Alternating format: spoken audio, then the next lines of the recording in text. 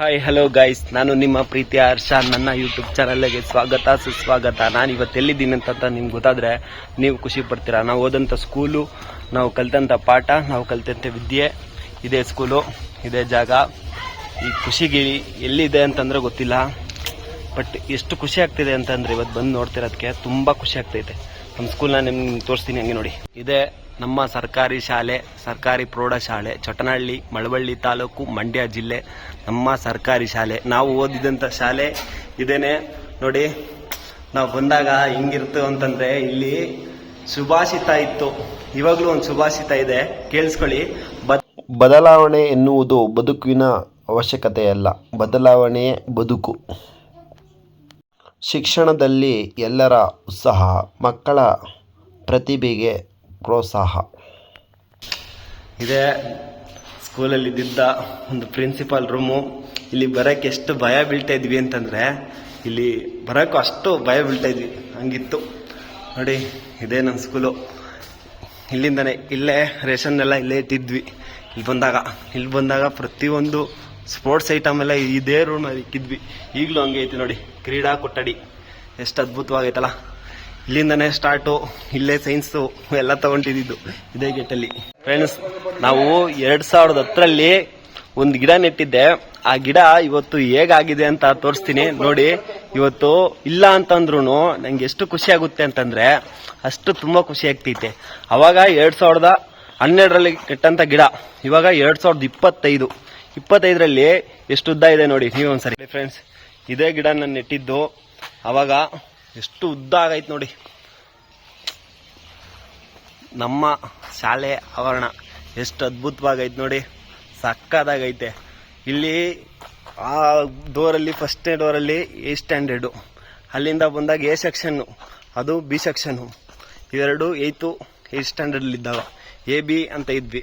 ಅವಾಗ ಇದೇ ದೊಡ್ಡ ರೂಮು, ಇದು ಬಿಟ್ರೆ ಬೇರೆ ಆ ದೊಡ್ಡ ರೂಮ್ ಇರಲಿಲ್ಲ ನೋಡಿ. ನಮ್ಮ ಗೌರ್ಮೆಂಟ್ ಸ್ಕೂಲ್ ನೋಡೋಕ್ಕೆ ಎಷ್ಟು ಖುಷಿ ಅಂತಂದರೆ, ಆವಾಗ ಒಂದು ಸೆಕ್ಷನಲ್ಲಿ ನಾವು ಎಷ್ಟು ಜನ ಇದ್ವಿ ಗೊತ್ತಾ? 92 ಜನ ಇದ್ವಿ ನಾವು, 92 ಜನ ಇದ್ವಿ.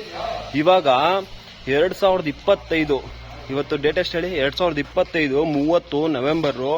ಇವತ್ತು ಇಡೀ ಸ್ಕೂಲು, ಇಡೀ ಯಾವ ಸೆಕ್ಷನ್ನು, 8th 9th 10th ಎಲ್ಲ section ಇಲ್ಲೈತೆ. 8th 9th 10th 3 section ಇಲ್ಲೇ ಇರೋದು. 3 ಸೆಕ್ಷನಿಂದ ಟೋಟಲ್ ಆಗಿರೋದು ಎಷ್ಟು ಜನ ಹೇಳಿ? ಬೇಜಾರಾಗುತ್ತೆ. ಕಣ್ಣಲ್ಲಿ ಎಷ್ಟು ದುಃಖ ಆಗ್ತಿದೆ ಅಂತಂದರೆ ತುಂಬ ದುಃಖ ಆಗ್ತಿದೆ. ಬರೀ 72 ಜನ ಅಂತೆ ಅಷ್ಟೇ ಫ್ರೆಂಡ್ಸ್ ಇರೋದು. ಎಷ್ಟು ಸೆಕ್ಷನ್ ಹೇಳಿ? 8th 9, 9th 10 ತನಕನೂ ಬರೀ ಇರೋದು ಹುಡುಗರು 72 ಜನ. ಇದರಿಂದ ಶಾಲೆ ಎಷ್ಟು ಹಿಂದೆ ಉಳಿತೈತೆ ಅಂದರೆ ತಿಳ್ಕೊಳ್ಳಿ ನೀವೇ. ಎಷ್ಟು ಇದಾಗ್ತಿದೆ ಅಂದರೆ ತುಂಬ ಮೋಸ. ಇದರಿಂದ ಶಾಲೆಗೇನು ಇದ್ದಿಲ್ಲ, ನಮಗೆ ಮಾತ್ರ. ಆವಾಗ ನಮ್ಮ ಶಾಲೆಗೆ ಇಲ್ಲ ಅಂದರೂ 5ರಿಂದ 10 ಊರುಗಳಿಂದ ಹುಡುಗರು ಅಷ್ಟು ಜನ ಬರ್ತಿದ್ರು ಈ ಸ್ಕೂಲ್ಗೆ. ಯಾವ್ಯಾವ ಊರು ಅಂತಂದರೆ, ಇಲ್ಲಿ ಅಕ್ಕಪಕ್ಕ ಹಳ್ಳಿಲಿರೋ ಅಷ್ಟು ಜನನೂ ಈ ಊರಿಗೆ ಬರ್ತಾಯಿದ್ರು. ಗಿಡಗಳು ಇಲ್ಲೇ ನೋಡು, ಇಲ್ಲಿಂದನೇ ಗಿಡಗಳು ಎಷ್ಟಿದ್ವೋ ಇಲ್ಲಿ.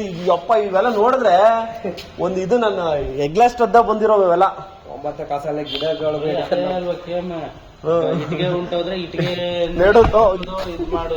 ಗಿಡ ಬಿದ್ದಾರೆ, ಗಿಡ ನೆಡೋದು ಇಲ್ಲೆಲ್ಲ ಇದ್ವು. ಅದೇ ಅಂದ್ರೆ ಏನಪ್ಪಾ ಅಂದ್ರೆ ನಾವು ಇದ್ದಾಗ ಏನೇನಿದ್ವು ಅವು ಜಾಗ ನೋಡಕ್ ಮಾತ್ರ ಇದ್ರು. ಏನೋ ಇಲ್ಲೇ ಅಂತ ಏನೋ ಆಗುತ್ತೆ ಅಂತ ಆಗಿನ ಸ್ಟ್ರೆಂತ್ ಹಂಗ ಇತ್ತಲ್ಲ ಮಗ, ಮಾಡಿದ್ರು ಈ ತರ ಆಗುತ್ತೆ ಅಂತ ಯಾರಿಗ್ ಗೊತ್ತು?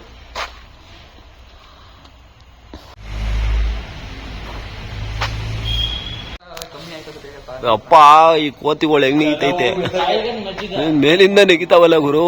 ದಯವಿಟ್ಟು ಸರ್ಕಾರಿ ಶಾಲೆಗಳನ್ನು ಉಳಿಸಿ, ಸರ್ಕಾರಿ ಶಾಲೆಗಳನ್ನು ಬೆಳೆಸಿ, ಸರ್ಕಾರಿ ಶಾಲೆಗಳಿಗೆ ನಿಮ್ಮ ಮಕ್ಕಳುಗಳನ್ನು ಕಳಿಸಿ. ಜೈ ಹಿಂದ್, ಜೈ ಕರ್ನಾಟಕ. ಮತ್ತು ಯಾರೆಲ್ಲ ನನ್ನ ಚಾನಲ್ ನೋಡ್ತೀರಾ ಸಬ್ಸ್ಕ್ರೈಬ್ ಮಾಡ್ಕೊಳ್ಳಿ, ಹಾಗೆ ಲೈಕ್ ಮಾಡಿ.